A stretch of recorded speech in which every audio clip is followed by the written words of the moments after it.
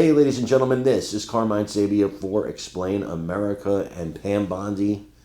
She shredded another liberal today, and again, quite beautifully. Before we get started, please make sure you like, comment, share, and subscribe.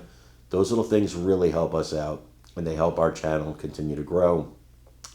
Hot off the heels of shredding Sheldon Whitehouse over his association with Jeffrey Epstein, Da Nang Dick Blumenthal, the guy who pretended to do battle in Vietnam, to serve in Vietnam when he did not, use that lie to get himself elected, is still sitting in office, and people in the mainstream media still treat this guy like a reliable source when he had stolen valor, which to me makes you loathsome.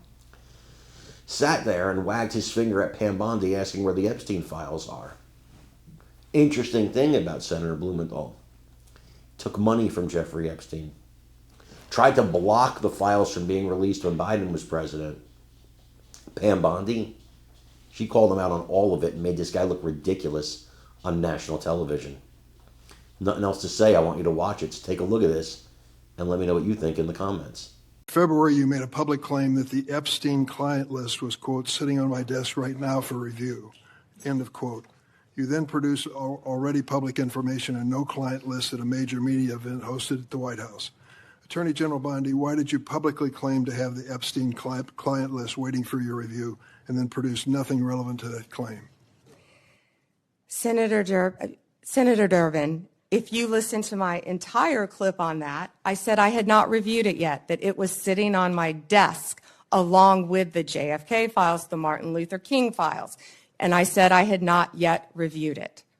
And if you see our memo on Epstein, you will see, excuse me, our memo on Epstein clearly points out that there was no client list, our July 6th memo. You also didn't let me respond to the HIDTA question. The budget transfers $196 million for high-intensity drug trafficking areas to the Office of Justice Programs, OJP.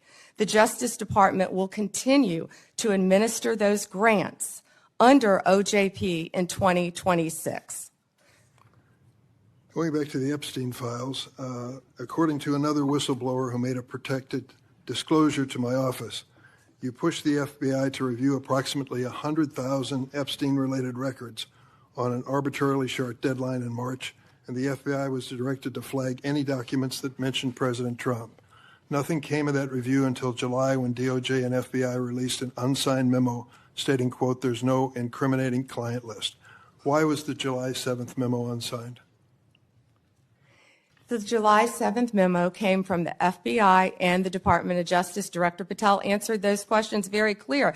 And, you know, Senator Durbin, I find it very interesting that you refused repeated Republican requests to release the Epstein flight logs in 2023 and 2024. You fought that. Did you take money from Reid Hoffman, campaign donations, who was a huge Epstein friend? Why did you fight for years? Why did you fight to not disclose the flight logs, Senator Durbin?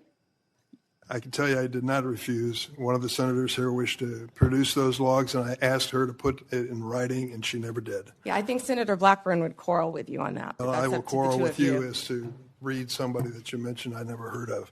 Reid Hoffman. So who gave the order to flag records related to President Trump?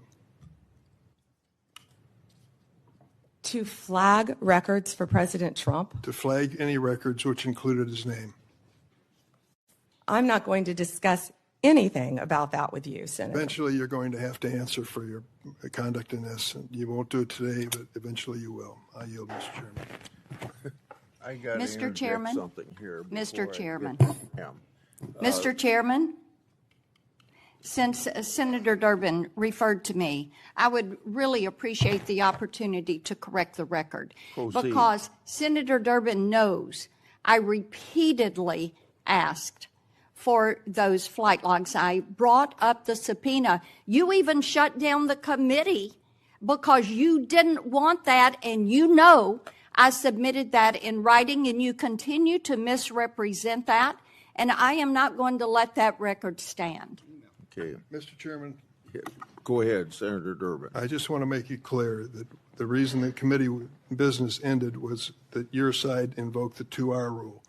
Point number two is I asked you if you wanted any documents like flight logs to put it in writing. You never did. Yes, sir, I did. And your staff knows that I did. We'll submit once again Send me a copy of the that, information to you. We've done that several times, but we'll be happy to once again send it to you. I think your staff doesn't show that to you.